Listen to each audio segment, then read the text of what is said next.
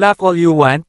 Anyway, kung babalik ang iyong anak, siguraduhing tanungin mo siya kung sino ang nagligtas sa kanya, arestuhin ang taong nagligtas sa kanya at ipadala siya sa Yu Dynasty para itapon, kung hindi, si Moji ay duguan hanggang sa mamatay. Ngumuso si Maren at lumipad palayo. Maaga sa susunod na umaga, sa kalangitan ng Yao Clan Dynasty. Si Lance at Yuna ay lumipad sa himpapawid, pareho silang nakasuot ng damit ng mga gwardya, at maging ang kanilang hitsura ay tulad ng isang gwardya. Oo, nagtagumpay si Lance. Yuna, huwag ka nang tumakbo pa, magpanggap na hanapin mo muna ang mamamatay tao, at kapag nakakita ka ng pagkakataon, dahan-daang umalis nang hindi nakakaakit ng atensyon ng sinuman. Nagpadala ng mensahe si Lance kay Yuna.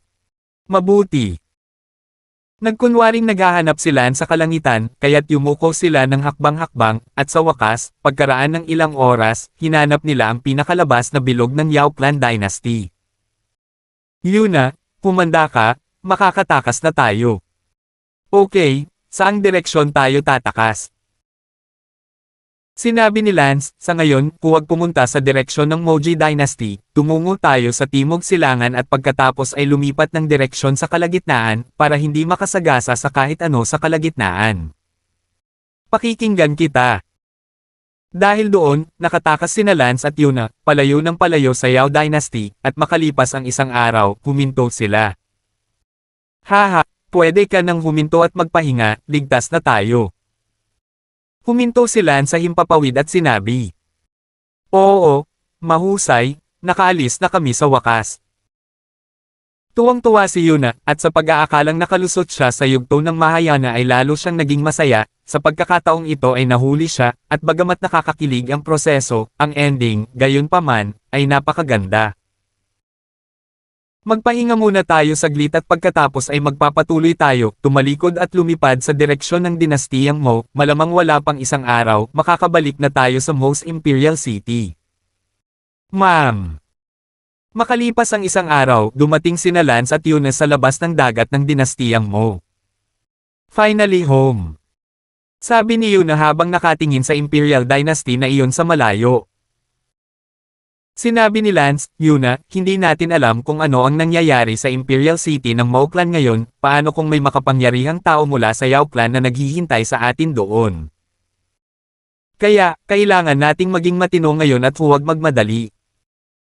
Pasok ka agad, kaya magpanggap tayo na ibang tao at pumasok ng tahimik.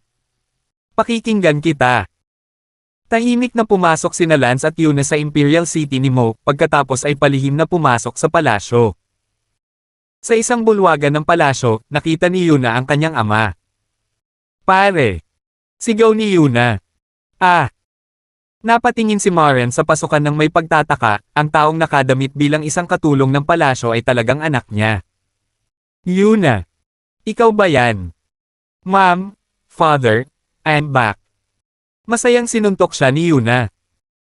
Yuna, sa wakas nakabalik ka na. Ang ganda, siya nga pala, si Yang Tian ba ang nakahuli sa iyo, may ginawa ba siya sa iyo? Si Maren ay abala sa pagtatanong. Hindi, mayroon akong self-defense scroll na ibinigay sa akin ng aking lolo, ngunit ang self-defense scroll na iyon ay may bisa lamang sa kalahating buwan, at kung hindi dahil sa pagdating ng The Wisd Daemon sa tamang oras, natatakot akong naging. Natakot si Yuna. Hey, your realm. Nagulat si Maren. Pare, pag-uusapan natin ito mamaya, ngunit sa madaling salita, ang aking kakayahang bumalik sa panahong ito at maabot ang yugto ng Mahayana ng aking kaharian ay ipinagkaloob ng The Wisd Daemon. Kasamang The Wisd Daemon. Iniligtas ka ba niya? Manam. So, ang taong pumatay kay Yang Tian at Yuvan ay siya rin. Well, sabi niya sa para ipaghiganti ako, hindi ako madakip ng kanilang mga prinsipe ng walang bayad, ngunit wala akong dapat parusahan, kaya pinatay ko ang kanilang dalawang prinsipe bilang babala. Sabi ni Yuna na may bagzo ng damdamin. Gayunpaman, si Maren ay medyo nanlumo sa sandaling ito, bagaman totoo na siya ay nagpapasalamat sa ginawa ng The Wisd Daemon, ngunit ito ay dahil dito na si Mo ngayon ay nasa problema. Ang The Wisd Daemon na ito ay talagang mabait sa iyo, ngunit siya ay masyadong impulsive. What's wrong? Father. Anak, para sabihin sa iyo ang totoo, pagkatapos ng pagkamatay ni Yuvon, ang pinakamatandang emperador ng dinastiyang Yao, si Yusef, at ang pangalawang emperador na si Aris, ay personal na pumunta sa aming lugar. Gusto nilang ibigay ko ang mamamatay tao. Galit na sinabi ni Yuna, kaya, inaamin nila na nahuli ako ng kanilang mga tao, noong nagpunta ka para humingi sa kanila ng isang tao noon, hindi ba sila namatay at tumangging umamin? Whisperer, mas malakas sila kaysa sa amin, kaya maaari silang maging walang hiya at hindi makatwiran. So paano na ngayon? Umalis na sila, pero bago sila umalis, sinabi nila na kung babalik ka, dapat nilang arestuhin ang mga taong nagligtas sa iyo at ibigay sila sa Yao clan para itapon. Kinakabahang sinabi ni Yuna, pare, hindi mo gagawin iyon, hindi ba? Inialay ni Daos Tang ang kanyang buhay para iligtas ako, paano mo ito magagawa sa kanya? Sinabi ni Maren, Yuna, huwag kang mag-alala, hindi ko ibibigay ang aking benefactor. Gayunpaman, natatakot lang ako na hindi ako ang bahala. Bakit? Ikaw ang mahabang hari, ang pinakamakapangyarihang tao sa buong dinastiyang mo. Naku, napakawalang muwang mo, ngayong patay na o buhay pa ang lolo mo, ako na ang mahabang emperador, wala nang makakapigil. Makinig ka sa akin. Kung alam niyang bumalik ka, tiyak na darating siya at pipilitin ka tungkol sa mamamatay tao. Bakit naman gagawin iyon ni Lolo Marduk? Hindi ba niya ako mahal na mahal noon? Yuna, dati mahal ka niya? Akala mo mahal ka talaga niya? Hindi pala, dahil sa lolo mo, hiyas ka ng palad ng lolo mo, syempre minahal ka ni Marduk. Ngayon hindi alam ang buhay at kamatayan ng lolo mo, mamahalin ka pa rin ni Marduk. Yuna, kailangan mo nang umalis, huwag kang manatili dito. Hindi ako aalis. Maging masunurin ka, kung sakaling malaman ng mag-ama ni Marduk na nakabalik ka na, tiyak na darating at huhulihin ka, kaya umalis ka na. Ama! Bilasan mo, isama mo ang kaibigan mong Dawis Daemon. Sa sandaling ito, sa isang tiyak na mansyon. Mag-ulat. Pumasok ka na. Kagagaling lang ng isang mensahe sa palasyo. Anong klaseng mensahe?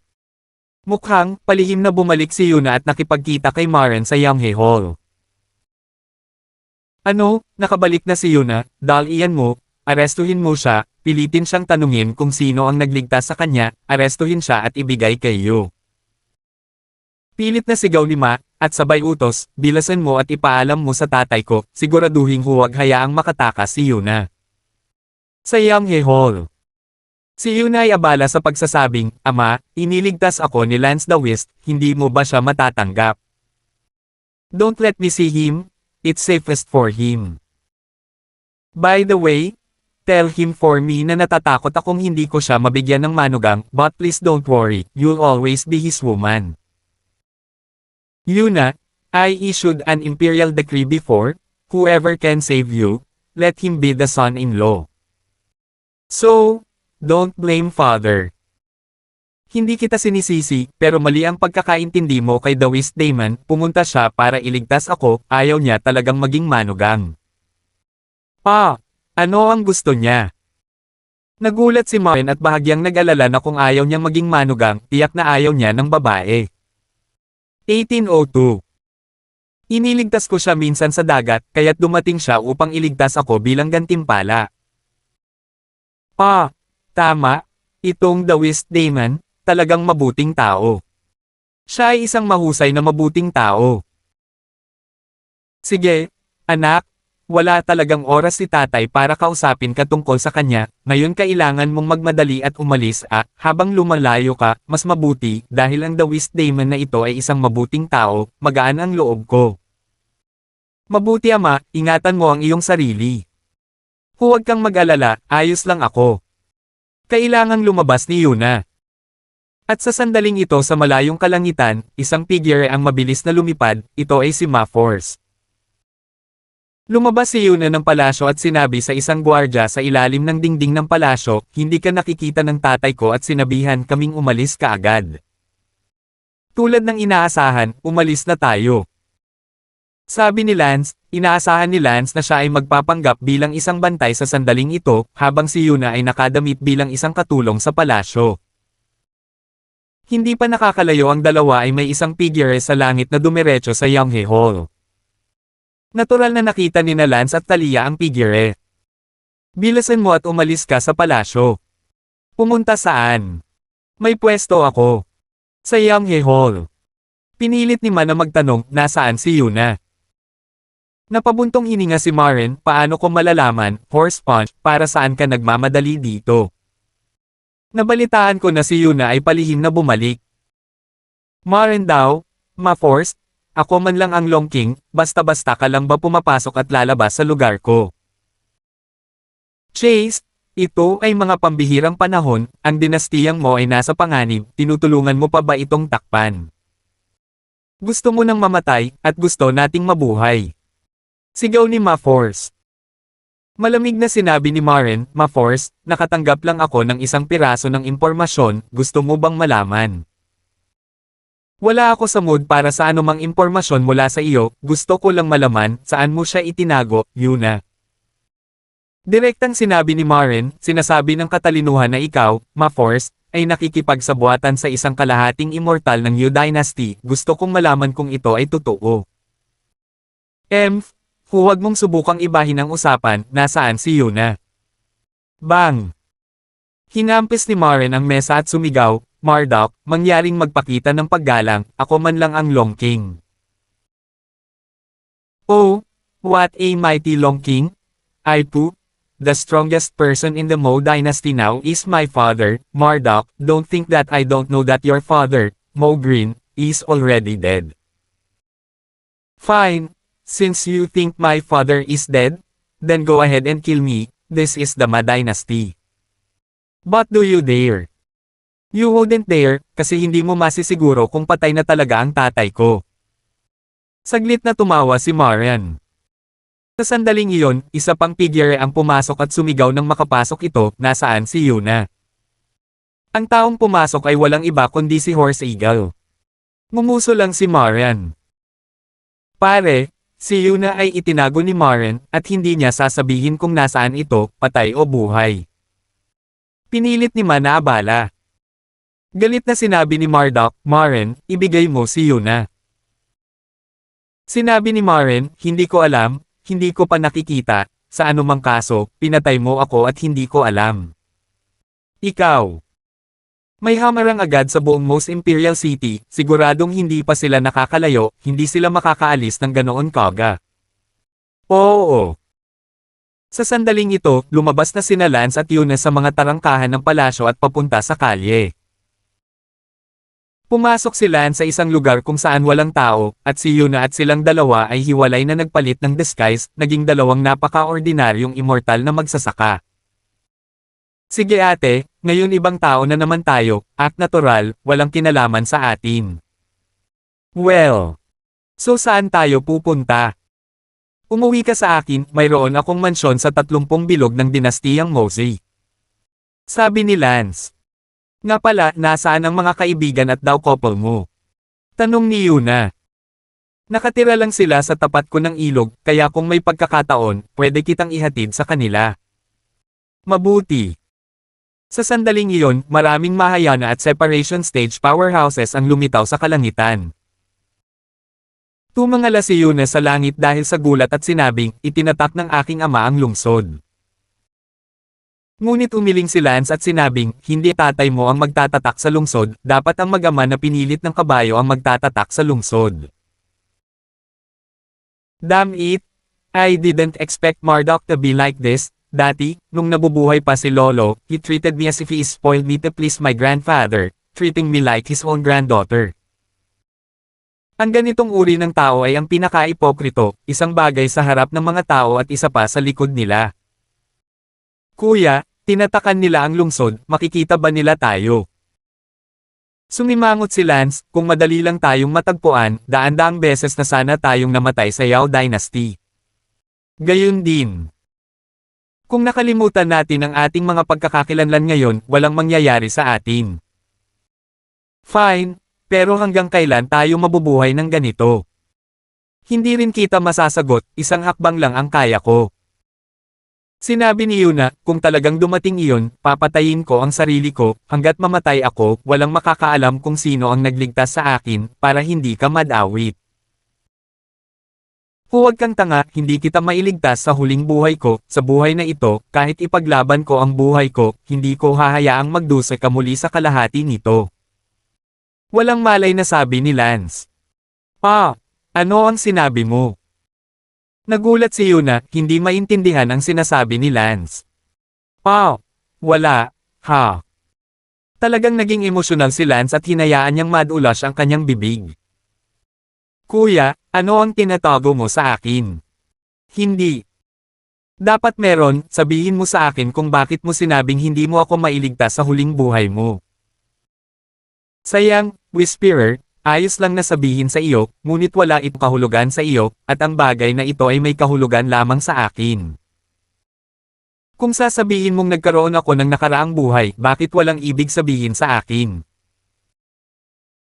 Dahil tulad ng sinabi mo, ito ay sa huling buhay, at kahit na mas malalim at mas nagkasala ako para sa kanya sa huling buhay, ito ay para sa kanya, at ikaw, gayunpaman, ay hindi na siya. Hindi ko maintindihan. Sa totoo lang, may mga pagkakataon na nandyan ako, ano pa ang silbi ko iyo ngayon, hindi ka na siya, ang magiting na babaeng nakilala ko ay nawala ng tuluyan. Medyo nalungkot si Lance sa loob, si Yuna ay si Yuna, si Cherry Sakura ay si Cherry Sakura, kahit na ito ay isang nakaraang buhay at isang kasalukuyang buhay, ngunit walang tunay na relasyon. Kahit gaano pa gustong bumawi ni Lance para sa kanyang mga pagsisisi, nakakalungkot na si Wei wala na si Sakura. Sabihin mo sa akin, okay. Sige. Kinailangan ni Lance na sabihin sa mortal na kaharian, ang tungkol kay Cherry Sakura, kay Yuna. Pagkatapos sabihin iyon, si Yuna ay walang katulad na pagkagulat.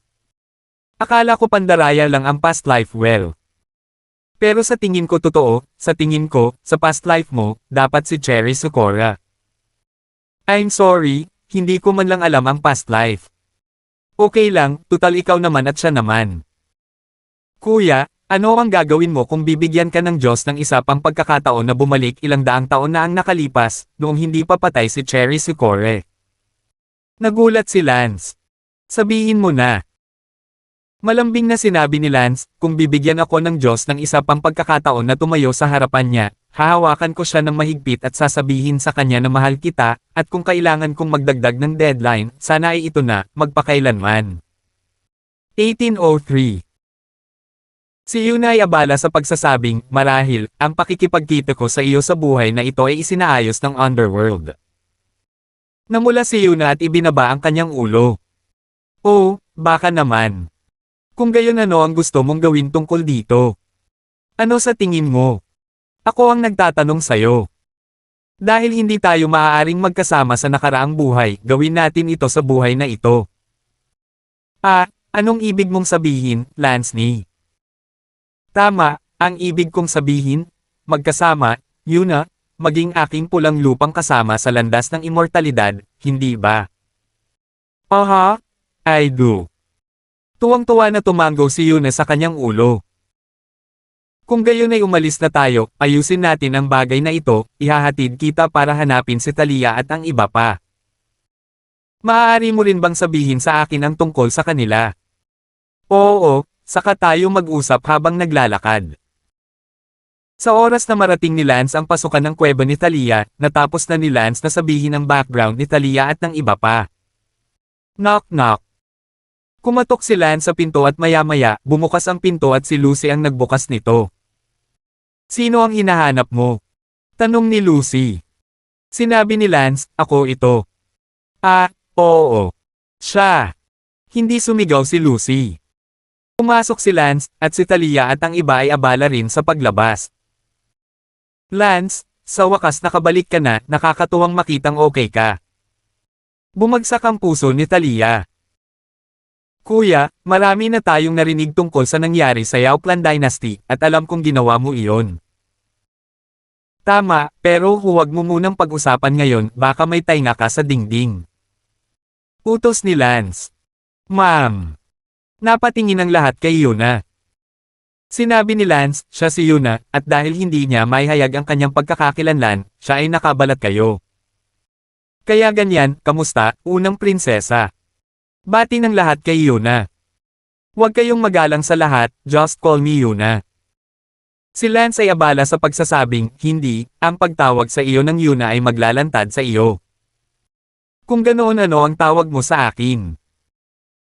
Nag-isip sandali si Lance at sinabing, Cherry Socorro muna ang itatawag ko sa iyo, hindi ko alam kung patutol ka. Why should I mind? I don't mind I don't mind if I keep using this name from my previous life from now on. Yuna nodded her head without care. Nagsalubong ang kilay ni Thalia at ng iba pa. Past life name. Anong ibig mong sabihin? Sinabi muli sa kanila ni Lance ang tungkol sa relasyon ni Namuyan at Cherry Socorro. Gayunpaman, bukod kay Thalia, walang ibang nakakaalam kung sino si Cherry Socorro, hindi pa banggitin sina Harleen at Lucy. Maging si Thalia ay may kaunting impresyon kay Cherry Socorro, ang alam lamang niya ay isa siya sa grupo ng mga kapatid ni Lance noong mortal na mundo, ang mundo ng teknolohiya. Noon, nakita niya siya minsan sa isang lugar na tinatawag na Famous Sword Villa. Nagtanong si Thalia, Lance, naniniwala ka ba talaga sa ganoong bagay? Sinabi ni Lance, sinasabi sa akin ng aking intuition na dapat kong paniwalaan ito. Sinabi ni Okay, sigurado akong gusto niyang kunin ang mga babae, ngunit nahihiya siyang sabihin ito ng diretso, kaya nakahanap siya ng magandang dahilan, kung sino man sa kanyang nakaraang buhay. Nagpahayag ng malaking pagdududa si Harleen. Natawa din si Lucy, talagang karapat-dapat si Master Damon na maging Master Damon kahit na napakaganda ng nakita niyang palusot. Si Lance ay walang katulad na nanlumo, siya ay talagang nawala ng salita. Napatingin ang lahat kay Thalia. Pagkatapos ng lahat, si Thalia ang kasalukuyang nag-iisang love interest ni Lance. Sinabi ni Thalia, ang mga tao ay ibinalik. Sinabi niya na ang kanyang nakaraang buhay ay kung sino ang tamang tao, gayon pa man, ang prinsesa ay napakaganda, ang matabang tubig ay hindi umaagos sa labas, kaysa bigyan ng ibang tao ng mga lalaki, mas mabuti na ibigay ang kalamangan na ito sa aming sariling mga tao, lahat ay nagsasabi ng tama. Si Lucy ay abala sa pambabula at sinabing, si Sister Thalia ay talagang mapagbigay. Hindi nagsalita sina Sina at Maren at tumawa lang. Talagang hindi nag-abala si Lance na sabihin iyon sa kanila, at medyo natakot si Yuna nang makita niyang hindi siya masyadong tinatanggap ng lahat. Sinabi ni Lance, huwag ka munang magsalita, hinahanap ng Moji Dynasty si Cherry Socorro. Bakit? Dahil gusto nilang malaman kung sino ang pumatay sa prinsipe ng Yu at ibigay ito sa mga Yu upang harapin. Ngayon ang dinastiyang Moji ay hindi na namamahala kay Cherry Socorro na kanyang ama, kundi ang mag-ama na umuukit ng kabayo. Kung gayon hindi tayo nasa panganib ngayon. Hanggat hindi malantad ang pagkakakilanlan ni Cherry Socorro, walang panganib, at sa tingin ko ay hindi magtatagal bago dumating ang dinastiyang Yu. Oo naman, sa ngayon, sa Yu Clan Dynasty. Iulat, ang ma-force ng Imperial Dynasty ng Mo Clan ay nagpadala ng mensahe mula sa Jade Tablet, sinabi niyang bumalik si Yuna sa Imperial City ng Mo Clan, ngunit si Maren ay itinago niya si Yuna.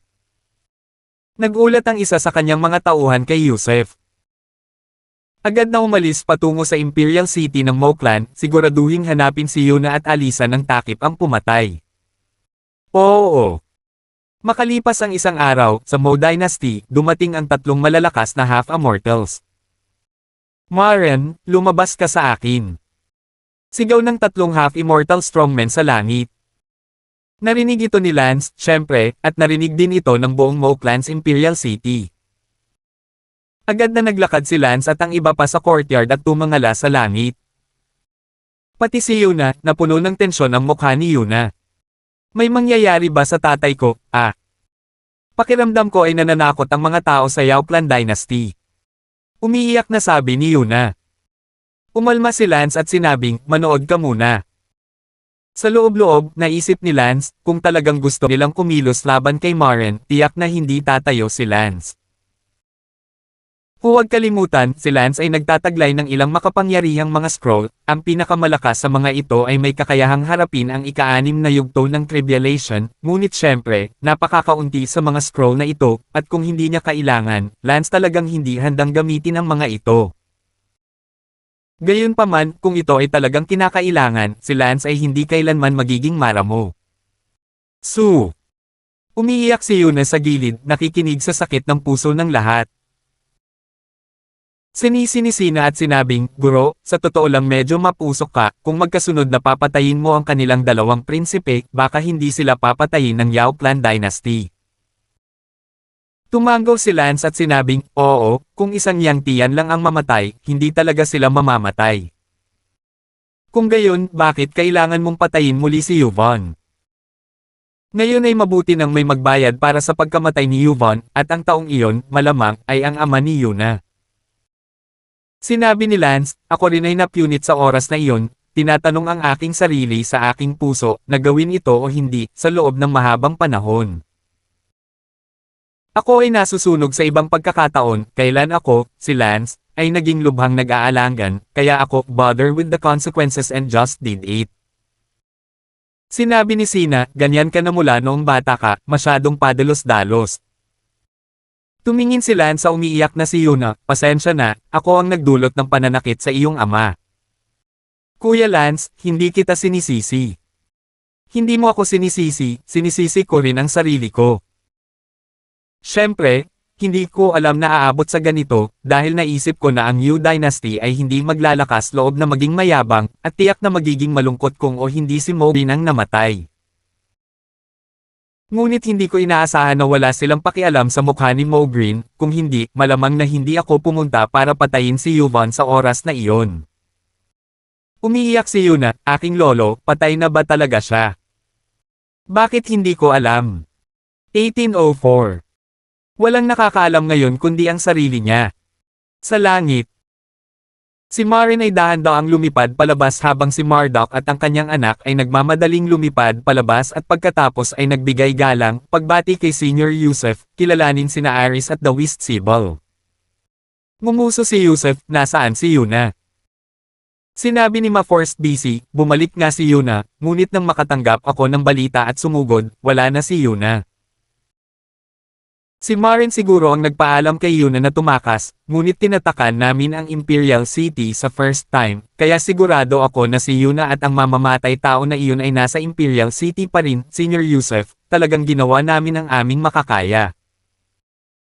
Tumango si Yusef, sa katunayan, sinabihan sila ni Marduk at ng kanyang anak sa unang pagkakataon.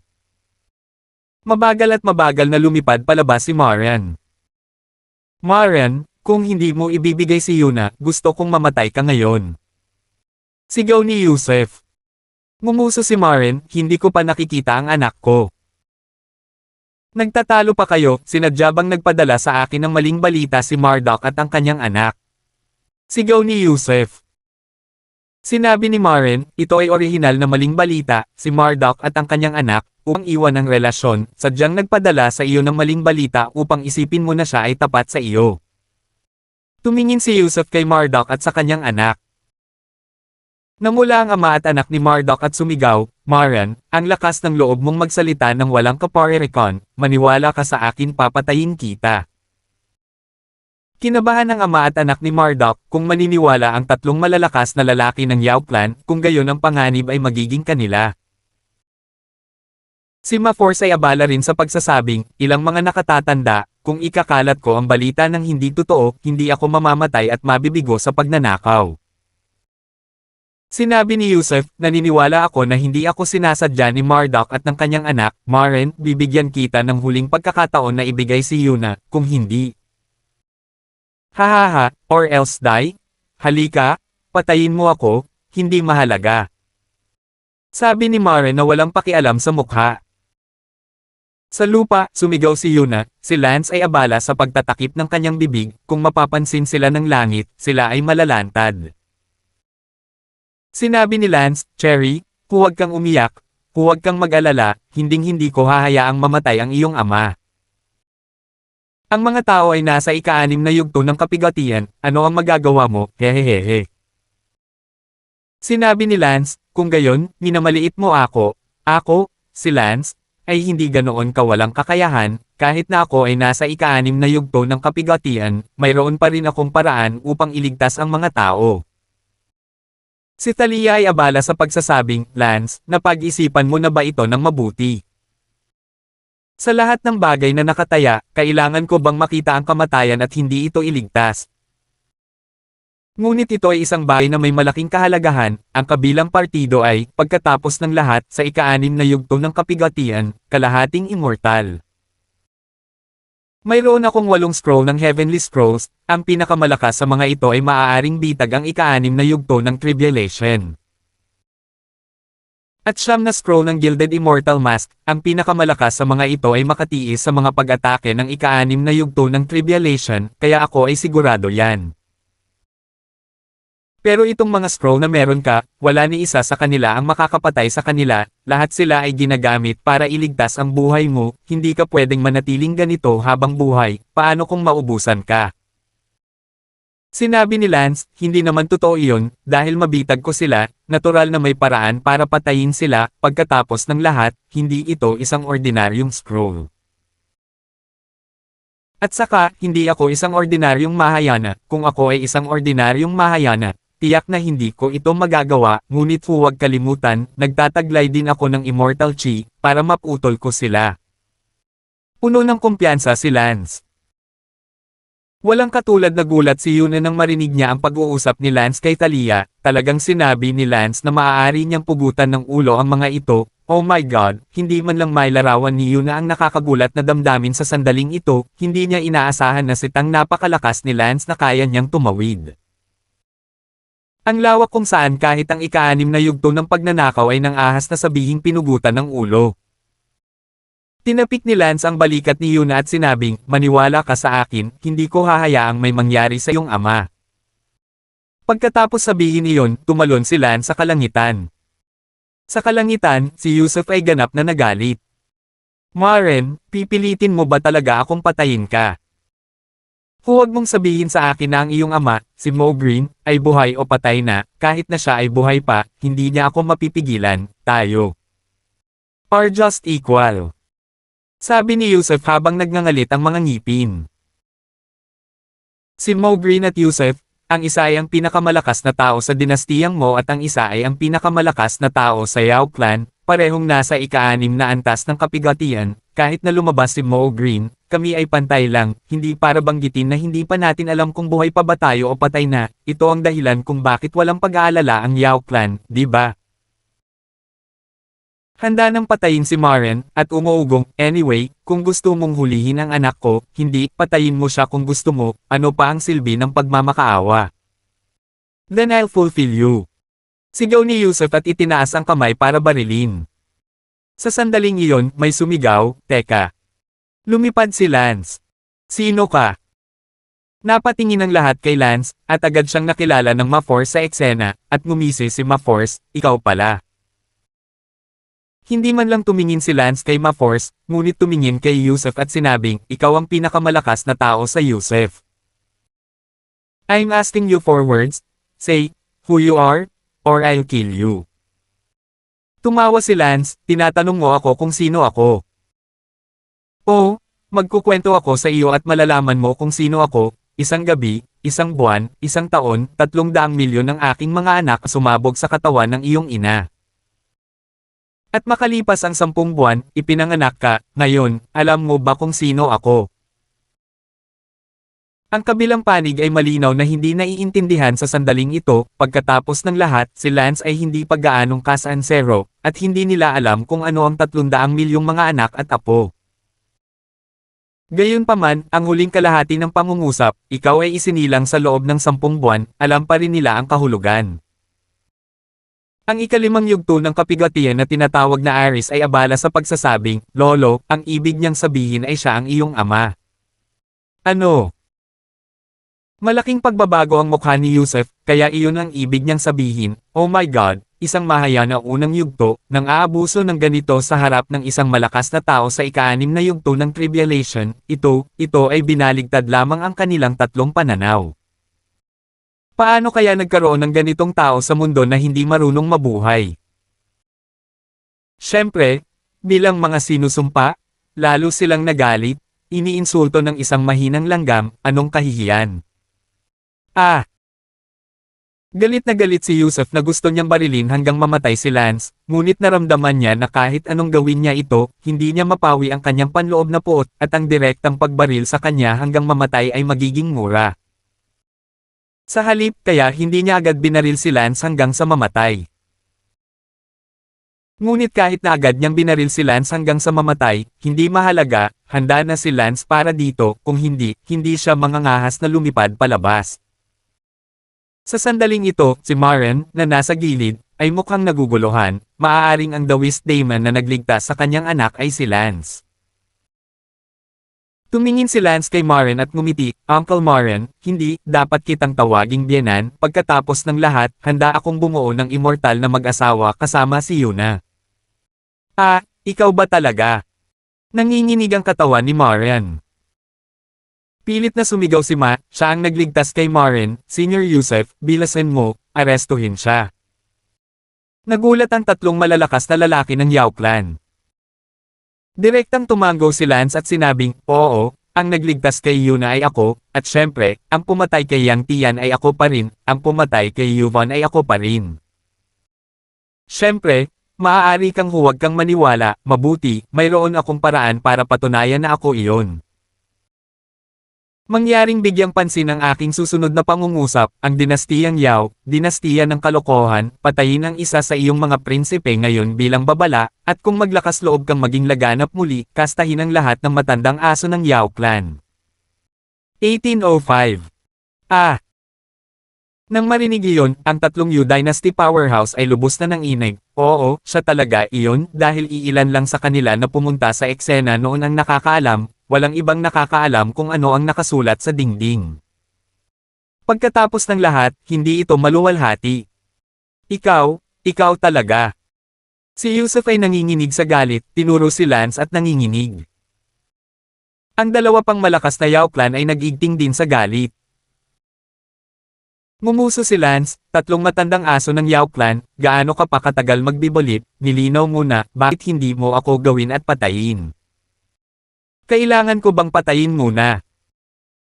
Hindi sila makapaniwala sa tono ni Lance, iniisip kong eksperto si Lance sa nakatagong kaharian, bakit pa siya magiging mahigpit? Sinabi ni Maren, ano ang nangyayari sa iyo, Dawist Daemon? Ngumiti si Lance at sinabi, Biyanan, ngayon lang nasa lupa, umiiyak si Yuna, kaya kailangan kong gumawa ng hakbang para iligtas ka. Niligtas mo ako. Sigurado ka. Sige, wala nang oras para makipag-usap sa iyo, sigurado akong gagawin na ito ng tatlong matandang aso ng Yao Clan. Sigurado, malamig na bamantong hininga si Yusuf, ang langit ay may landas na hindi mo tatahakin, ang impyerno ay walang pintuan na itatapon, ngayon, kung hindi kita hahayaang mamatay sa mismong lugar, susundin ko ang iyong apelyido. Umalis si Lance sa kanyang bibig at sinabing, halika, gawin mo, huwag ka lang magsalita pero huwag mong gawin. Naghahanap ng kamatayan. Ang mga salita ni Lance ay nakakagalit, at si Yusuf ay gumawa ng isang pamatay na hakbang.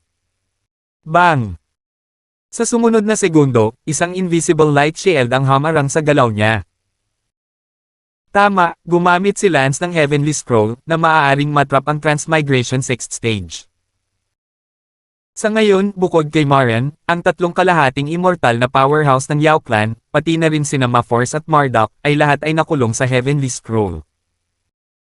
Sa sandaling bumukas ang Heavenly Scroll ni Lance, ang Porma Sion ay agad na nabuo. Anong nangyayari dito? Boom! Sumuntok ulit si Yusuf, pero, nakaharang ulit. Ah! Sinabi ni Lance, Yusuf, ngayon ang araw na mamatay ka. What the hell is going on here? Panggal si Yusuf na may pulang mata. Sinabi ni Lance, nakulong ka sa akin, sa totoo lang, nakulong ka sa akin, at kinakatay kita ngayon na parang ako ay isang manok. Saan mo nakuha yung formation? Bakit ba ang dami kong sinasabi sa'yo, go die? Nang sabihin niyon, kinuha ni Lance ang kanyang lumilipad na espada at pumutol. Ang lumilipad na espada ni Lance ay hindi naapektuhan ng formation at maaari rin itong magkaroon ng karagdagang epekto sa loob ng formation. Direktang tumama ang espada ni Lance sa isa sa makapangyarihang miyembro ng Yao Clan ng 5th Stage of Tribulation. Gayunpaman, ang epekto ay hindi tulad ng gusto ni Lance, at ang kabilang partido ay hindi namatay. Walang choice si Lance kundi gamitin ang Shire 18 Blades. Shire 18 Blades. Nag-iba ang kulay ng langit at lupa na para bang pinagsasama-sama ang agos ng hangin sa kanilang paligid. Boom! Pinutol ni Lance ang kanyang espada, pinatay ang malakas na lalaking iyon na tinatawag na Aris. Ah! Napasigaw lang ang Aris na iyon, hindi pinapatay. Ah! Nagulat si Lance, ito ay nakakahiya, ang kabilang partido ay nakulong sa pormasayon at hindi maaaring patayin kahit pa pinahintulutan si Lance na pugutan siya ng ulo. Tumingin si Lance kay Marian. Sinabi ni Marian, kasamang the Whist na si Lance, nagpapasalamat ako na nagawa mong lumabas at nailigtas ako, ngunit ang iyong lakas ay masyadong mahina. Kahit na ang iyong martial skill ay napakalakas, ito ay ang maalamat na Shire 18 Blades, ngunit muli, masyadong mahina ang kapangyarihan mo, not to mention na nasa unang yugto ka pa lang ng Mahayana, kahit nasa unang yugto ka ng Tribulation, hindi mo kayang patayin ang ikalimang yugto ng Tribulation Ano kaya? Kinulong ko lang sila ngayon, kung hindi ko sila mapapatay, hindi ba nakakahiya? Nanlumo si Lance, hindi inisip ni Lance na magiging napakalakas ng half-immortal na gagawin niya. Hindi niya magawang patayin sila hanggang sa pinahihintulutan siya. Nagtanong si Maren, gaano katagal sila mabitag nitong pormasayon mo? Mga 2 o 3 buwan. What? So long. Nagulat si Maren. Nagulat din ang iilang tao na nasa formation, anong scroll ang tatagal ng ganoon katagal? 2 o 3 buwan. Hindi ba ibig sabihin ay malamig na ang cauliflower at lumipas na ang mga bagong relic ng Sea of Death?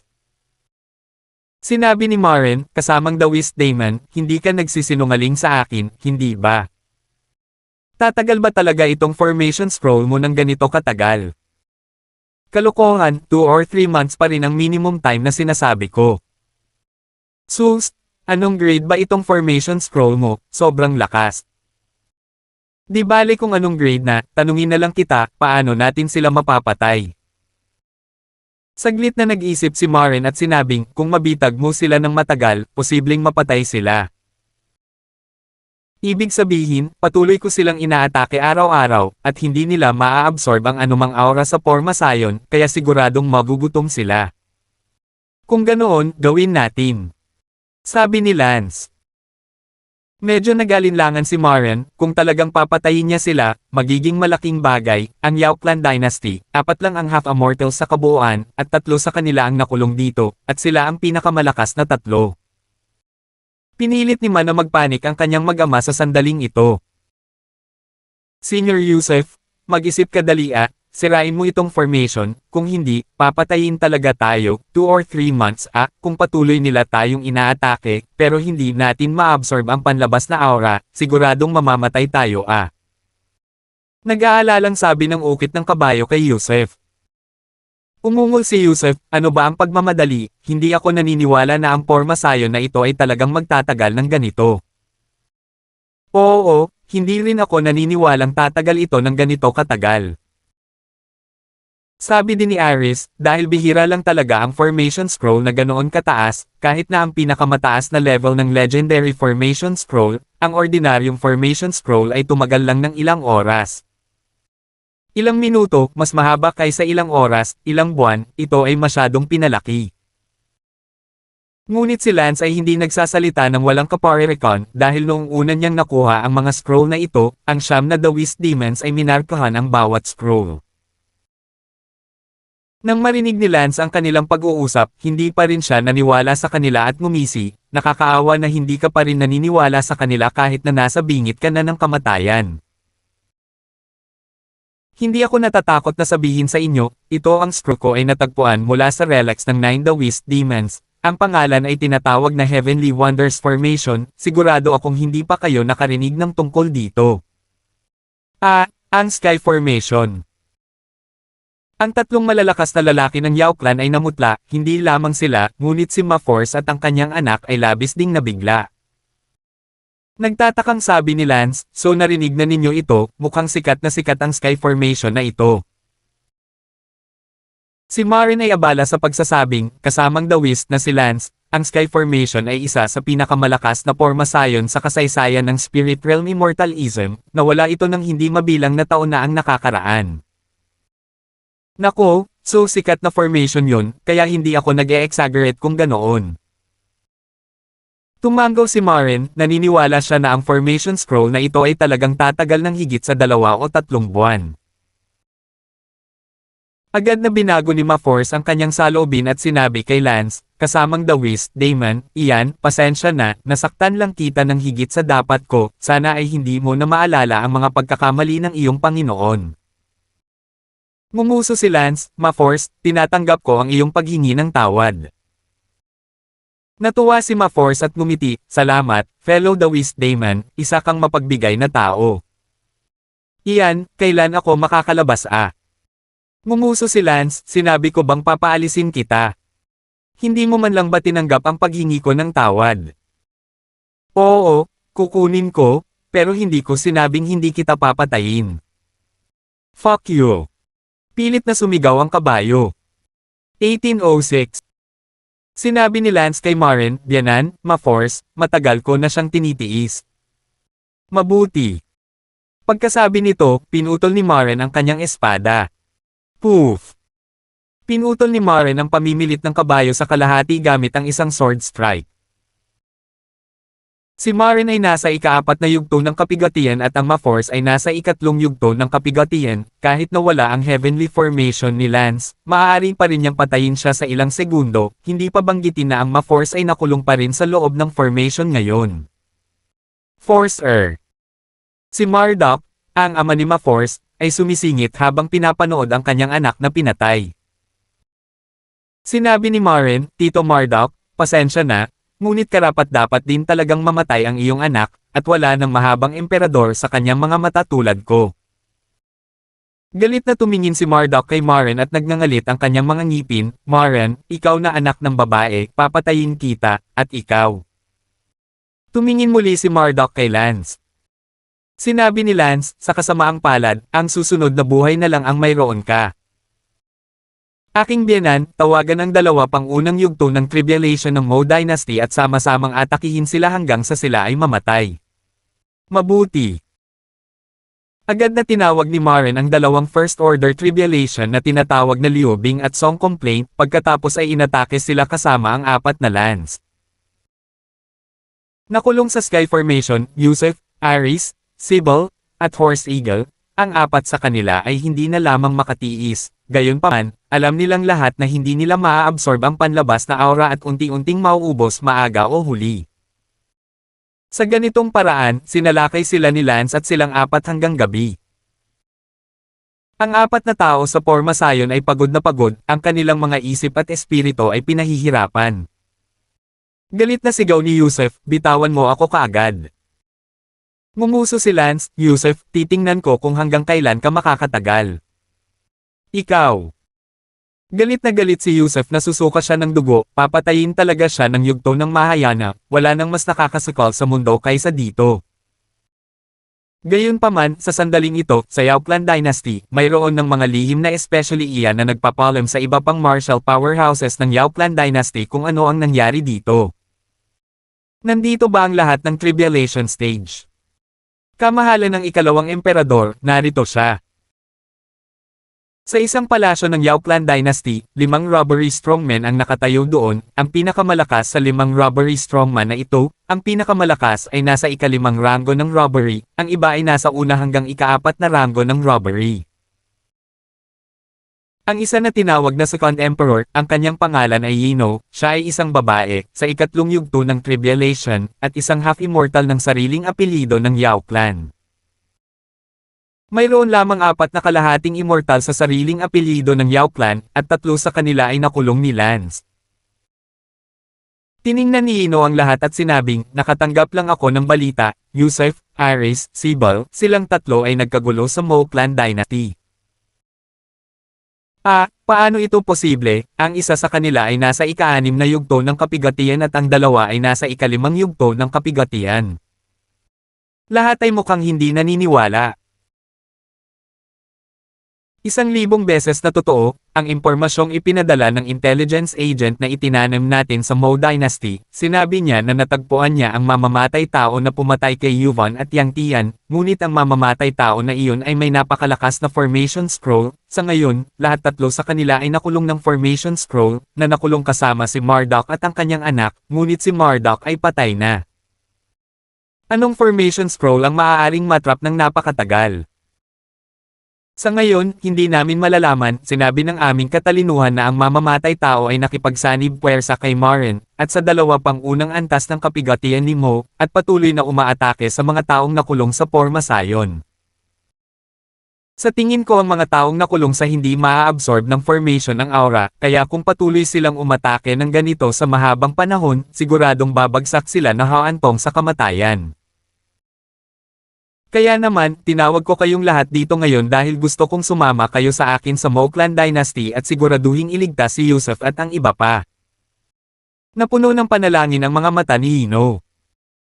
Kung may lumitaw na traidor sa kanila ngayon, kung gayon ang Yao Clan ay matatapos na. Ang orihinal na apelyido ng kanilang Yao Clan ay half-immortal, at ang pinakamalakas na tatlo ay lahat ay nakulong. Kaya, pangunahing itinuon ni Hino ang kanyang atensyon sa ika-5 yugto ng kapigatian na tinatawag na Zion, na ngayon ay ang pinakamalakas na kalahating immortal na powerhouse sa kanila. 2 beses na kumikislap ang mga mata ni Zion, at hindi ko alam kung ganoon ang iniisip niya. Sinabi ni Hino, Senior Zion, nakasalalay sa iyo ang lahat kung mail iligtas mo si Yusuf at silang tatlo. Ang dinastiyang Mo, si Marduk at ang kanyang mga anak ay nakulong din, kaya ang pinakamalakas ay si Maren, ang ika-4 na yugto. Ng tribulation, kung kikilos ka, may iligtas mo kaagad si Yusuf at ang iba pa. Tumango si Zion at sinabing, okay, let's go then. Salamat, hindi ka malilimutan ng aming Yao Clan Dynasty. Kaya, ang 5 tao ay agad na nagmadaling lumabas ng palasyo at lumipad patungo sa direksyon ng Mou Clan Dynasty. Sa kalangitan sa itaas ng dinastiyang Mou Clan, umaatake pa rin si Lance at ang iba pa hanggang kinaumagahan. Ang 4 na tao na nakulong sa Pormasayon ay nasa napakahirap na estado ng kulay abo. Sinabi ni Maren, kasamang dawist na si Lance, magpahinga muna tayo, nakulong pa rin sila sa Pormasayon, hindi nila maabsorb ang aura at hihina lang sila. Mabuti. Huminto si Lance upang magpahinga. Sa sandaling ito, isang malakas na chi ang nagmula sa langit sa di kalayuan. Nagbago ang mukha ni Maren, at abala siya sa pagsasabing, hindi maganda, tiyak na ang iba pang malalakas na half-immortals ng Yao Clan Dynasty na sumugod para iligtas. Sinabi ni Lance, Uncle Ching, sino ang iba pang mga strongmen ng Yao Clan Dynasty? Mayroong kahit isa pa sa ika-5 yugto ng tribulation. Ang daming malalakas na half-immortals ni Yao. Ano ngayon? Ang ika-5 yugto ng kapigatian ay tinatawag na Zion, maaari niya tayong patayin sa ilang minuto. Si Maren ay abala. Ngumiti si Lance, huwag kang matakot, Tio Maren, nasa akin na ang lahat. Bagamat ang tinatawag na Zion, ay nasa ika-5 yugto ng paglabag, ngunit huwag kalimutan, kahit na ang ika-6 na yugto ng paglabag ay nasa ating sa pagtatapon upang lumaban, siya ay ika-5 yugto ng paglabag, at siya ay mas malakas pa kaysa sa ika-6 na yugto ng paglabag, Yusuf. Kung siya ay maglakas loob na umakyat dito, mabibitag ko rin siya sa 1 minuto. Ikaw, nasa iyo pa rin ang Scroll of Heaven. Siyempre, sayang lang na kailangan nating mag-aksaya ng isa pa para sa 5th stage of tribulation, pero kailangan nating gawin kapag kailangan. Sa sandaling matapos magsalita si Lance, 5 half-immortals ang lumipad, at ang pinakamalakas sa kanila ay nasa ika-5 yugto ng tribulation. Nang makita ni Ino ang nakulong at binugbog si Yusuf at ang iba pa, agad siyang sumigaw, Lolo, tiyuhin, kapatid. Bilasan mo sila. Ang mga mata ni Hino ay tumingin kay Lance at sumigaw ng galit. Ngumuso si Lance, sino ka? Lakas ng loob mong pumasok at samahan sila. Tumingin si Ino kay Maren at galit na sinabi, Maren, maglakas loob kang maging matapang, ayaw mong tumambay, at hindi mo hahayaang palayain niya ang aking lolo at ang iba pa. Ngumisi si Maren, anong oras na, nagmamaang-maangan ka pa rin sa harap ko, Ino, third stage robber ka, maniwala ka sa akin papatayin kita sa isang sampal. Walang magawa si Ino, kaya kinailangan niyang tumingin kay Zion, abala sa pagsasabing, Senior Zion, ano pang hinihintay mo, gawin mo, patayin si Maren, ikaw ay nasa ikalimang yugto ng kapigatian, si Maren ay walang kapantay ikaw talaga. Sinabi ni Zion, Maren, hayaan mo sila kaagad. Sinabi ni Lance, maaari ka bang magsalita ng mas malakas? Halata bang nag-aatubili kang iligtas sila? Bullshit, miyembro ako ng Yao Dynasty, ililigtas ko ang Long King. 1807.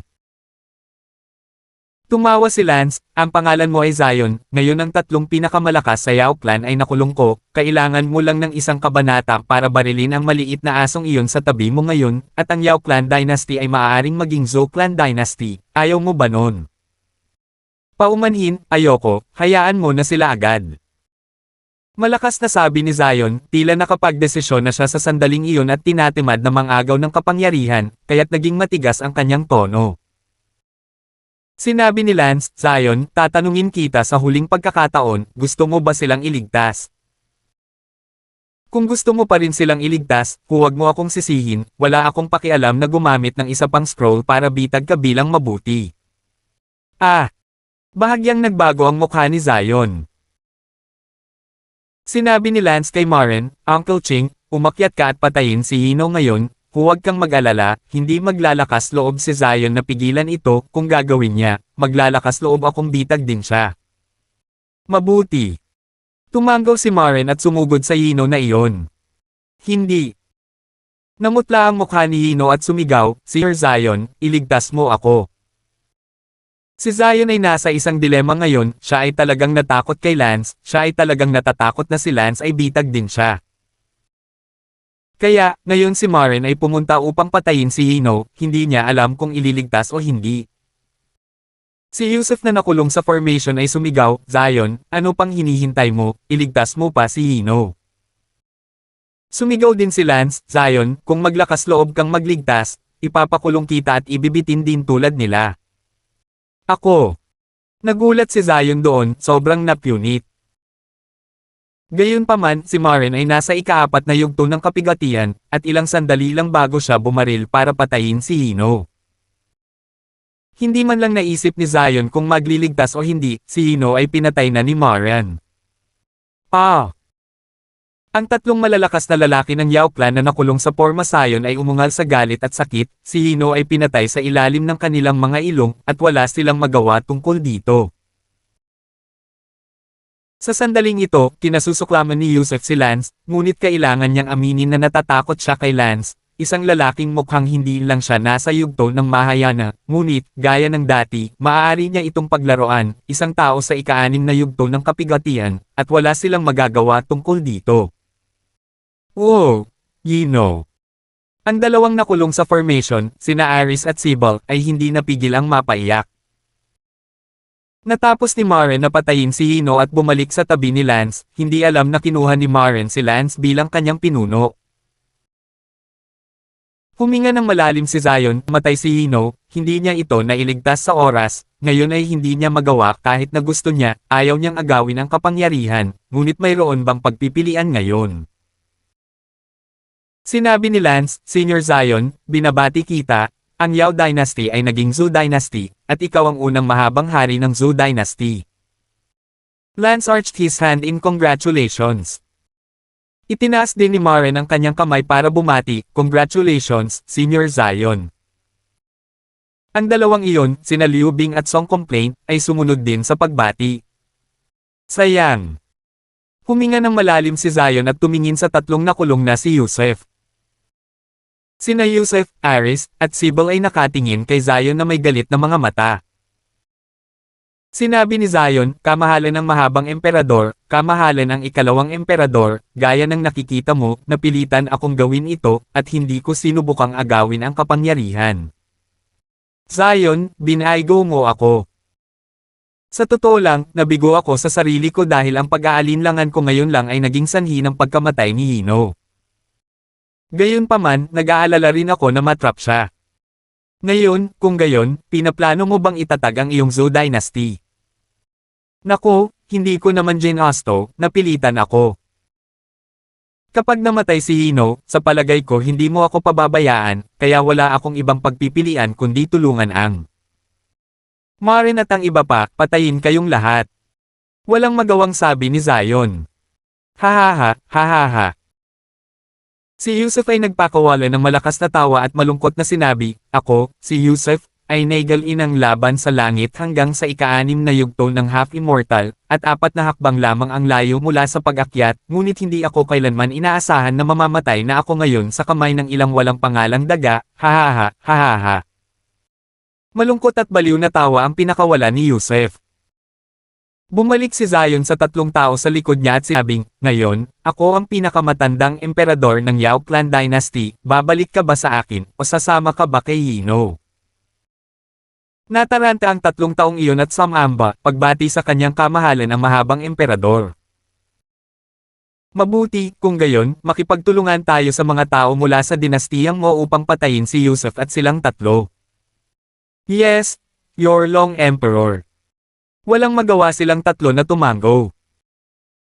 Ngumiti si Lance, Senior Zion, mula ngayon, kami, ang dinastiyang Mo, at ikaw, ang dinastiyang Zhou, ay magtutulungan, at magtutulungan kami. Nais ko lamang na mabuhay ng kaunti sa ngayon. Walang magawa si Zion, ang pagkamatay ni Yusuf at ng iba pa ay nangangahulugan na sila ay nasa kanilang pinakamalakas sa ika-5 yugto ng kapigatian. Uncle Ching, sabay-sabay tayong umatake at patayin sila. Makalipas ang 10 araw. Pagkatapos ng 10 araw at gabi ng pag-atake ni Lance at ng iba pa, sa wakas, napatay sina Yusuf, Iris, Sibel, Marduk, at silang 4. Bumalik si Zion sa Zhou Clan Dynasty kasama ang 3 malalakas na half-immortals. Ang dinastiyang Mo ay nakabawi rin sa wakas. Si Lance at ang iba ay lumipat din sa gitna ng dinastiyang Mo upang linangin at mamuhay. Nagsagawa rin ng simpleng seremonya sina Lance at Yuna para bumuo ng mag-asawang Dao. Si Yuna ay naging pangalawang dawist na mag-asawa ni Lance sa pangalan lamang. Sa orihinal, si Lance ay hindi na magdadagdag pa ng mga babae sa kanyang buhay, pagkatapos ng lahat, siya ay nabuhay ng isang buong buhay ng polygamia sa mortal na mundo, at si Talia lamang ang sapat para sa natitirang bahagi ng kanyang buhay.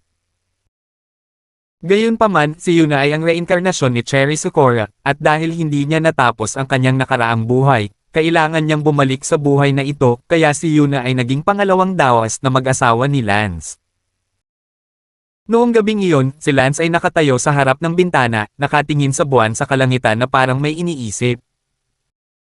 Naalala ni Lance ang maraming bagay mula sa nakaraan, tungkol sa lahat ng bagay sa mortal na mundo. Sally, Bella, Elsa, Sarah, Fiona, Leslie, Zira, ang mga pangalang ito, tila matagal nang hindi nagpakita si Lance sa kanyang buhay.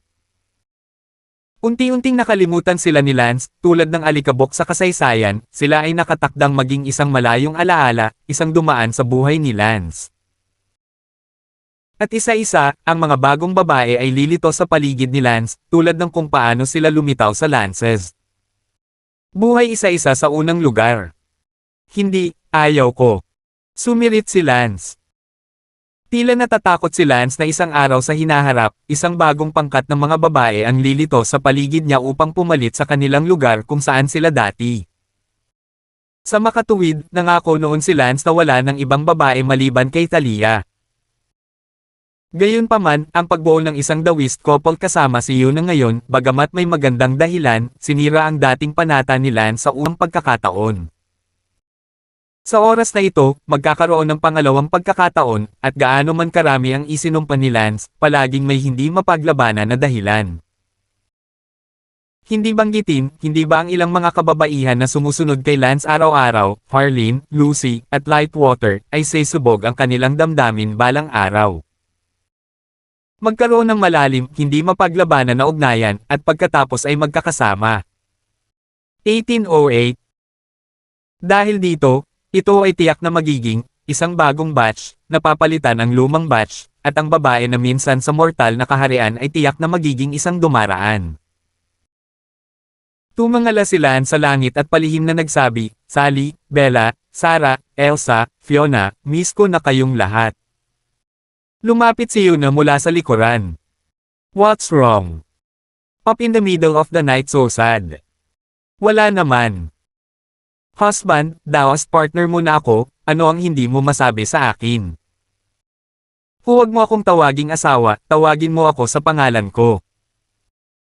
Medyo lumaban si Lance, ang salitang Thunderer ay palaging nagpapa-flash sa kanyang isipan ng 1,000 pares ng mukha. Lance, hindi mo ba ako tinatanggap? Hindi ka nag-iisip. First night natin as a couple, kayo na lang. Sige, matulog ka na. Ayaw ng pag-usapan pa ito ni Lance at binuhat si Yuna at inihagi sa kama, pagkatapos ay medyo gulo at sa wakas ay nakatulog si Yuna sa pagod. Nanatiling gising si Lance. Kinabukasan, lumabas si Lance sa silid. You, Master Damon, ang saya mo kagabi, ang aga-aga. Nakita ni Lucy si Lance at ngumiti. Umirap si Lance, how dare you tease me now? Saglit na inilabas ni Lucy ang kanyang dila kay Lance ng malikot. Ang Lucy ngayon ay isa ng pamilya na babae, hindi na ang maliit na batang babae mula sa Flying Cloud sect. Masasabi ni Lance na pinanood niya si Lucy na lumipat mula sa isang berdeng babae tungo sa isang matambok na mature na babae ngayon. Hindi naman kailangang sabihin na maganda o hindi si Lucy, parang isang mapang akit na pulang peach sa puno, lagi itong nag-uudyok sa mga tao na umakyat at dilaan, ang banayad na katawan na iyon, nagpapantasya sa mga tao. Pinanood lang ni Lance si Lucy na paalis. Bahagyang natawa si Lance sa kanyang bibig, ang babaeng ito ay lalong nagiging masungit. Gayunpaman, hindi siya sinisisi ni Lance, sa halip, isang hindi maipaliwanag na ngiti ang nasa kanyang tono. Sa oras na ito, biglang tumunog ang boses ni Thalia sa tabi niya, ano? Naiinis ka kay Lucy. Tumalikod si Lance, ngunit hindi niya napansin kung kailan dumating si Thalia. Bakit ka naglalakad ng walang boses? Masyado ka kasing engrossed sa pagtingin kay Lucy. Kalokohan. Lance, huwag kang sophomoric, masyado ka lang engrossed, pabaliktad ang pangalan ko. Si Lance ay hindi na sophomoric, ang mga tao ay palaging walang kamalay-malay na gumagawa ng mga bagay na orihinal na ayaw nilang gawin, tulad ngayon, si Lance ay lumaban sa napakaraming babae, ngunit hindi maiwasang tumingin kay Lucy na nabighani. Lance, sinabi ko sa iyo noon, kunin mo si Lucy, Harleen, o kahit na, kalimutan mo na ito, kunin mo silang dalawa bilang Daoist couple, sa paraang hindi mo na kailangang panoorin ang mga taong naglalaway sa iyong likuran. Tumitig si Lance, paano mo malalaman na nakikita ako ng mga mata na naglalaway?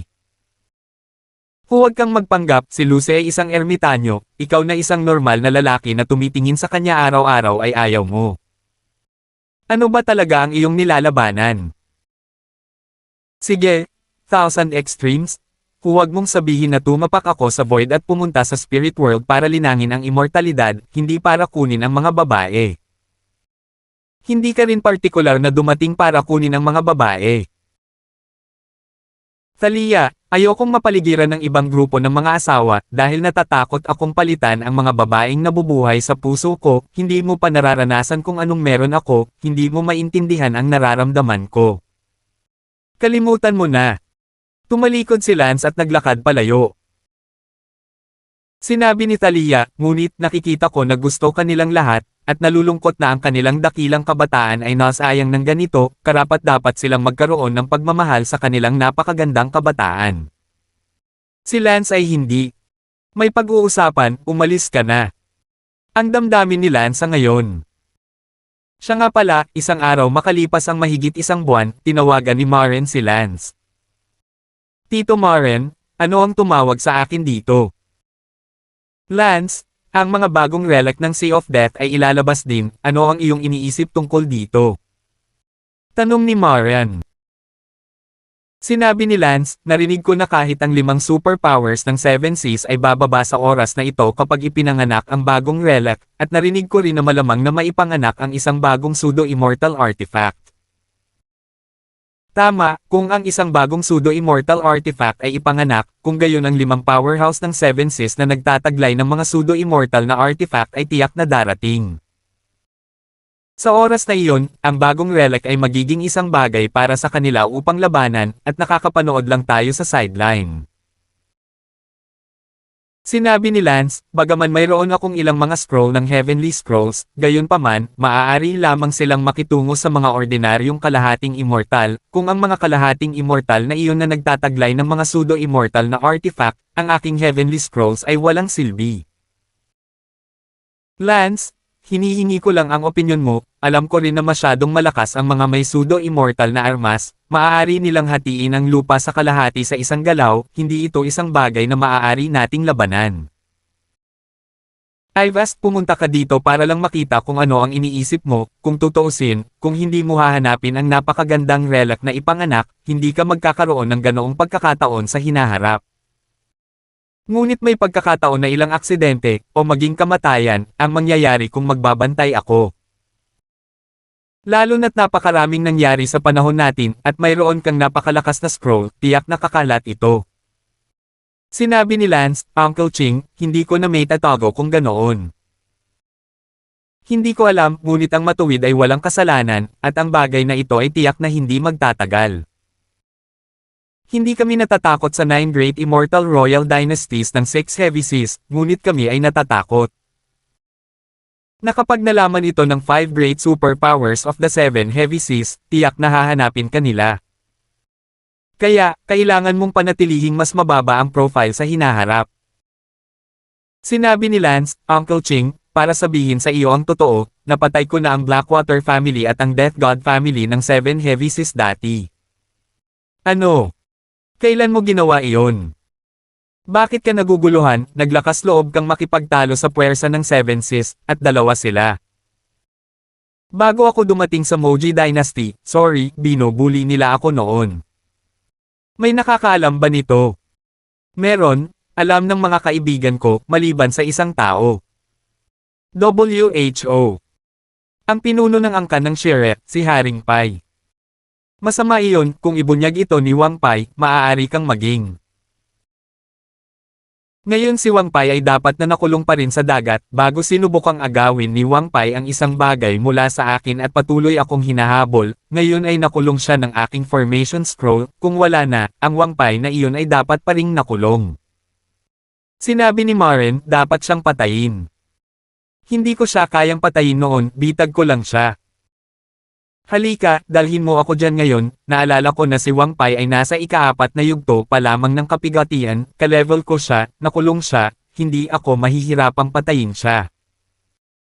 Kung gayon, bahala na si Uncle Ching, mabuting patayin siya, pagkatapos ng lahat, seguridad. Agad na dinala ni Lance si Maren sa lugar ng dagat na unang nakakulong kay Wang Pai. Pagkalipas ng 2 araw, dumating sina Lance at Maren sa lugar ng dagat na iyon. Oo naman, sa ngayon, si Wang Pai ay nakulong pa rin sa dagat na iyon. Waxy yellow ang mukha ni Wang Pai, 2 buwan na siyang nakulong. Sa 2 buwang ito, para siyang langaw na kinukulong araw-araw. Lance, hindi pa ako tapos sa iyo. Sigaw ni Wang Pai na may kulay abong mukha at mapurol na mga mata, sumigaw siya ng ilang beses sa isang araw para ilabas ang kanyang panloob na galit. Gayunpaman, ang ngayon ay iba sa nakaraan, dahil sa sandaling matapos sumigaw si Wang Pai, narinig niya ang isang boses mula sa malayo, Wang Pai, 2 buwan na kitang hindi nakikita, kumusta ka na? Lumingon si Wang Pai upang tumingin, at nakita niya sina Lance at Maren na lumilipad papasok. 1809. Lance, ikaw anak ng aso, hindi mo pa rin ako papakawalan. Nakita ni Wang Pai si Lance at sumirit sa galit, ang 2 buwang nakulong siya ay talagang masakit, hindi niya makuha ang aura ng labas ng mundo, ito ay na hindi kayang tiisin gaya ng pagka-suffocate sa isang silid na walang sirkulasyon ng hangin, ang pinaka-nakakahiya na panahon sa kanyang buhay. Kasabay nito, si Wang Pai ay napuno ng walang katapusang puot kay Lance. Lumipad pasulong sina Lance at Marian. Sinabi ni Lance, Wang Pai, ang sarap manatili doon ngayong 2 buwan, hindi ba? Lance, hindi ka mamamatay ng payapa. Sigaw ni Wang Pai. Humph, Wang Pai, ikaw ang hindi mamamatay sa kapayapaan, ikaw na matandang anak ng asong babae, na sinasabing ako ay kalahating disipulo ng iyong ninuno, ngunit magaling ka dahil nataman mo ang aking ideya, bastos ka ba? Mamuhay sa iyong organisasyon Saint Saber. Lance, hintayin mo ako, itong scroll formation mo ay malamang na hindi na epektibo, kapag ako ay lumabas, ako si Wang Pai ang unang makakahanap sa iyo, kung hindi kita papatayin at lumpoin, isusulat ko ang 2 salitang Wang Pai pabalik. Sabi ni Wang Pai sa nagngangalit na mga ngipin. Ngumisi si Lance, gusto mo pa bang lumabas? Alam mo ba kung ano ang ginagawa ko dito ngayon? Tio Maren, sabihin mo sa kanya ang brutal na katotohanan. Mabuti. Sabi ni Maren, Wang Pai, si Lance na ngayon ang imperial na prinsipe ng aking dinastiyang Mo, at ngayon ay hinanap kita para sirain ka. Sigurado akong 2 buwan kang nakulong sa Pormasayon. At ang iyong lakas ay lubhang nabawasan, kaya't madali kitang mapapatay. Ah! Nanginginig ang katawan ni Wang Pai. Sinabi ni Lance, Wang Pai, nangangahas ka pa bang malinlang ngayon? Wala nang bukas para sa iyo, tapos na ang iyong karera bilang isang immortal. Hindi, Maren, wala itong kinalaman sa iyo, hindi mo ito magagawa. Sigaw ni Wang Pai kay Maren, ang mukha niya ay parang takot na takot, hindi kayang patayin ni Lance si Wang Pai, kaya si Wang Pai. Hindi siya nag-aalala, ngunit kung kumilos si Maren, tiyak na mamamatay siya. Sinabi ni Maren, Wang Pai, ikaw ang napakasama bilang isang tao, hindi mo man lang pinag-uusapan ang mga pangunahing hangganan ng moralidad, lahat ng nagsasabing may dahilan at kahihinatnan, ang pagkamatay mo ngayon ay sarili mong kagagawan. Hindi, Maren, ako ang patriarch ng Shere Clan, kung alam ng mga tao ng aking Shere Clan, tiyak na hindi nila pababayaan ang iyong Mo Dynasty. Sinabi ni Lance, huwag kang mag-alala, pagkatapos mong mamatay, ako ay personal na pupunta sa Shere Clan, sa aking katayuan bilang disipulo ng kalahating haring Shere, sa palagay ko ay hindi magiging mababa ang katayuan ko sa Shere Clan. Ah! Napasigla si Wang Pai at baliw na inatake ang Pormasayon. Sinabi ni Lance, Wang Pai, sigurado akong ang storage ring sa iyong katawan ay maraming kayamanan ni Wang Shere, lahat ng uri ng mga tabletang lumilipad na mga espada at elixir, lahat ng mga bagay na ito ay magiging akin, pagkatapos ng lahat, binuksan ko ang mga kayamanan ni Wang Shere, at sa huli, babalik sila sa aking mga kamay. Ang hindi pagpayag na iyon sa loob, si Wang Pai ay sumirit, Lance, tatamaan ka ng kidlat. Wang Pai, kahit na hindi ka naniniwala sa mga sinasabi mo, sa palagay mo ba ay ang isang tulad ko, na may napakalakas na pagkakataon at nag-practice ng lahat ng 18 kutsilyo ni Shere sa mahusay na tagumpay, ay tatamaan ng kidlat. Lalakas at lalakas lang ako, at sa huli ay aakyat ako sa immortal na mundo, habang ikaw naman, mamamatay at walang alam. Ah! Nababalisa si Wang Pai, malapit na siyang patayin, at ang kanyang tribo, kanyang kayamanan, ay magiging lahat kay Lance, at si Lance ay may magandang kinabukasan, si Wang Pai ay hindi masaya. Bakit laging may swerte ang mga masasamang tao, bakit? Sumirit si Wang Pai at humiyaw. Gustong tumawa ni Lance, akala ba niya mabait siyang tao?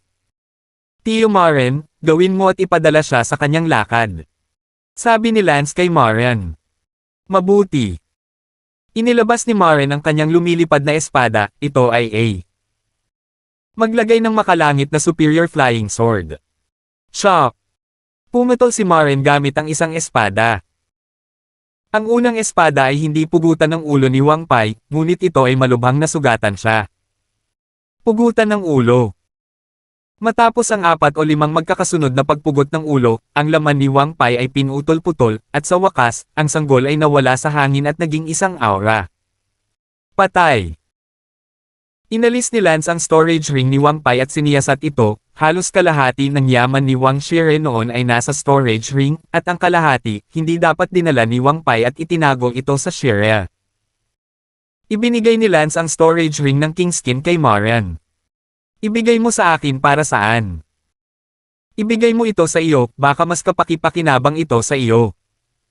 Sabi ni Lance. Huwag kunin mo, kasama ang kayamanan dito, mas marami pang kalahating immortal na babangon sa hinaharap para sa Moklan, sabi ni Lance. Ano naman sayo? Hindi ko na kailangan, ang totoo, nakakuha ako ng kayamanan noon na hindi mas mababa sa kayamanan na ito ni Saint Saber, kaya ang kayamanang ito ni Saint Saber ay talagang napakaliit sa akin. Kung gayon, malugod kong tatanggapin. Sumuko si Marian. Pero na, dumiretso na tayo ngayon sa Sea of Death, malapit nang ilabas ang mga bagong guho ng Shire Clan, kaya squat muna tayo. Tayong dalawa lang. Tama, sa pagkakataong ito kapag nailabas na ang mga bagong relics, kahit na may magagandang bagay, hindi natin turn to grab them, we can only watch at best, so the two of us just go. Si Lance at Marian ay parehong dumiretso sa dagat ng kamatayan. Pagdating nila sa dagat ng kamatayan, maraming barko sa ibabaw ng dagat ng kamatayan. Ang napakaraming barkong ito ay lumulutang lamang sa ibabaw ng dagat dahil hindi pa ipinapanganak ang mga labi. Sa bawat barko, may mga watawat na nakasabit, at sa mga watawat ay may mga sagisag ng ilang pamilya, tulad ng sagisag ng pamilyang tinatawag na Heavenly Dove Family na may pintura na kalapati at may espada sa tuka.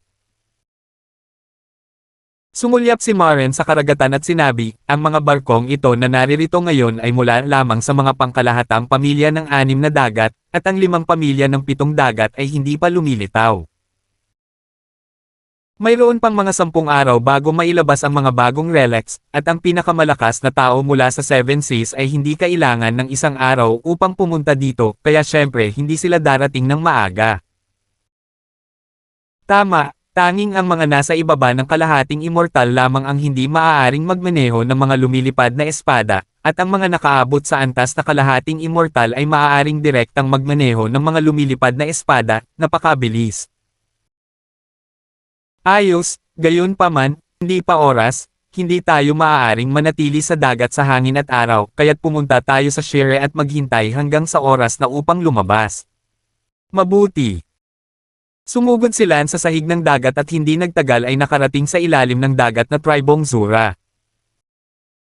Ito ang unang beses na nakapunta ako sa tribo ng Shire, hindi ko inaasahan na maganda pala ang mga bubble house na tinitirhan ng tribo ng Shire. Sabi ni Marian habang tinitingnan ang libu-libong bubble room.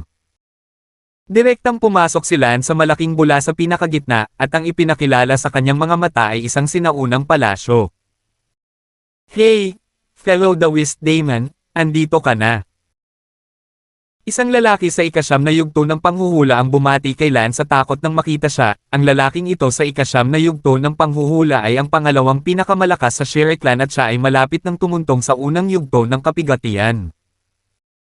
Siyempre, ngayong patay na si Wang Pai, siya ang naging unang pinakamalakas na tao. 1810. Senior Tino, hello. Bati ni Lance sa lalaking nasa ika-9 na yugto ng panghuhula. Kabayan Dawist Daemon, malapit nang lumabas ang bagong relic, narito ka dahil dito, tama. Tama. Tumango si Lance. Nagtanong si Tino Wang, tama, Dawist Daemon, nakita mo na ba ang aming pinuno ng angkan, 2 buwan na siyang walang nakikita, makatuwirang sabihin na hindi siya dapat tumakbo sa labas, ang bagong relic ay malapit ng ilabas, ang pinuno ng angkan ay tiyak na susubukan ito, at ang dagat ng kamatayan ay ating teritoryo. Ngumiti si Lance, sabihin ang totoo, hindi ko pa nakita si Senior Wang Pai. Naku, talagang kakaiba, ito na ang oras ng taon at hindi pa rin siya bumabalik. Bulong ni Tino, hindi niya akalain na mamatay na si Wang Pai ni Lance. Kasamang Dawist Daemon, sino ito? Ito ang matandang emperador ng dinastiyang Mo, Senior Marian, ika-4 na yugto ng kapigatian. Sa kasalukuyan ako ay mag-asawang Dawist kasama ang kanyang anak na si Yuna. Maaga akong pumunta rito at naisip ang bumaba para ipahinga ang aking mga paa, kaya ako dinala siya, sana ay hindi mag-isip si Senior Tino.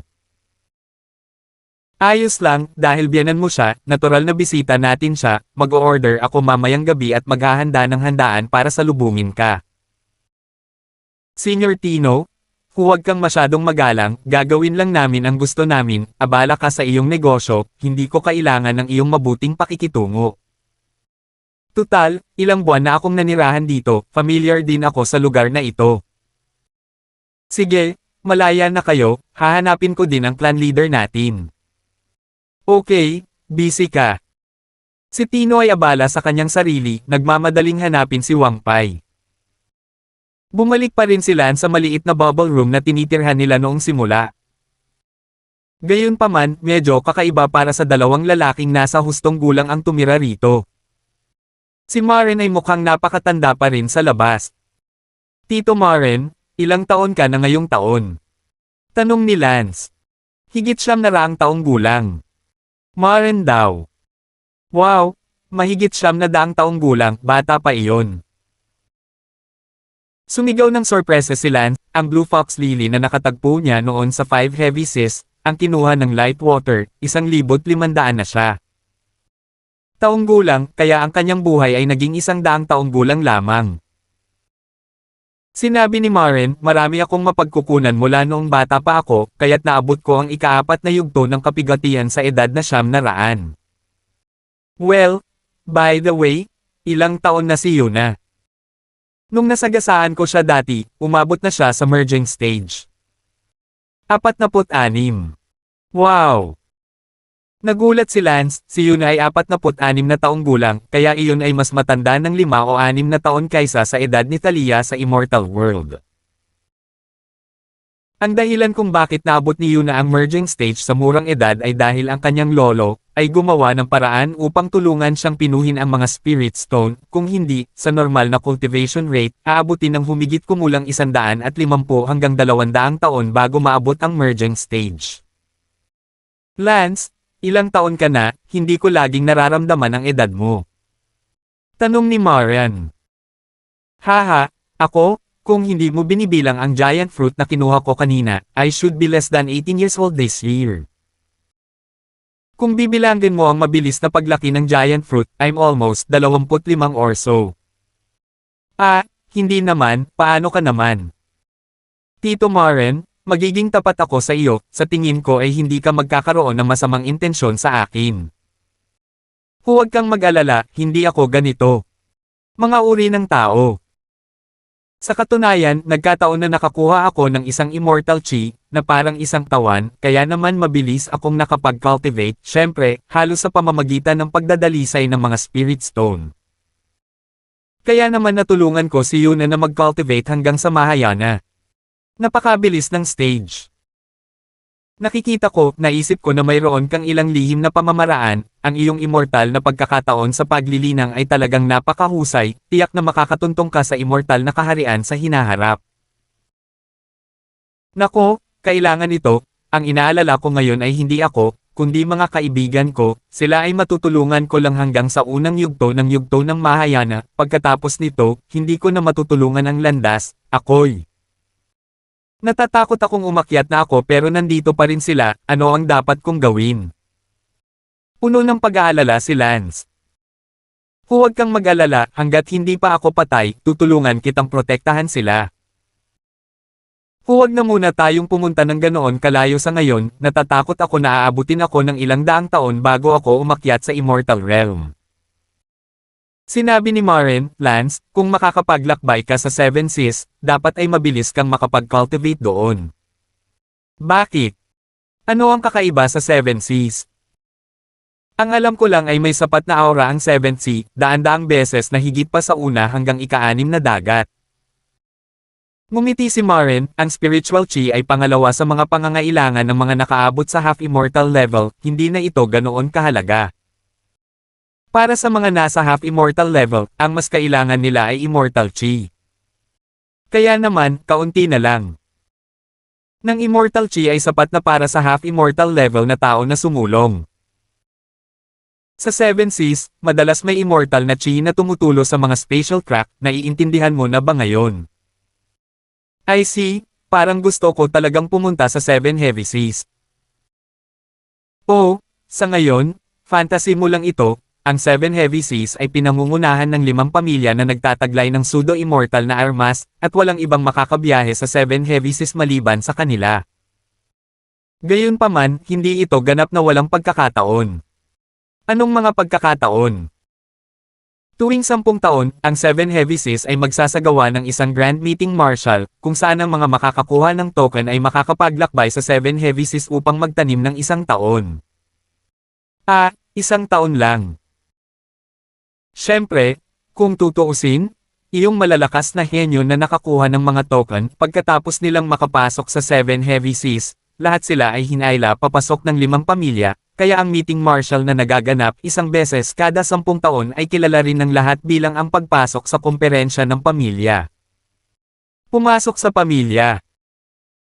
Oo, ang dahilan kung bakit ang 5 dakilang pamilya ng Seven Seas ay nagdaos ng napakalaking meeting marshal ay para makatuklas ng mga henyo at pagkatapos ay hilahin ang mga henyong iyon sa kanilang mga pamilya sa tamang panahon upang maging bahagi ng kanilang mga pamilya.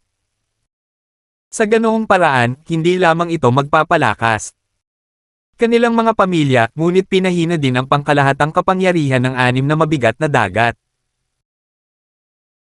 Kung ang mga henyong ito ay pinahihintulutang umunlad sa 6 na dagat, kung sakaling ang isa sa kanila ay maging napakalakas sa hinaharap, ang kaligtasan ng 7 dagat ay malalagay sa panganib. Sa makatuwid, sa meeting marshal, ang sinumang makakakuha ng token ay isang super henyo. Ang mga super henyo na ito ay maaaring maging kwalipikado para sa 1 taon ng cultivation sa Seven Seas. Ng 7 dagat, kasama ang mga lalaki na ikinasal sa kanila at ang mga babae ay nagpapakasal sa kanila. Kaya naman, lahat ay muling pabiro na tinawag itong papasok na club. Naku, nakakatuwa talaga ang Seven Seas.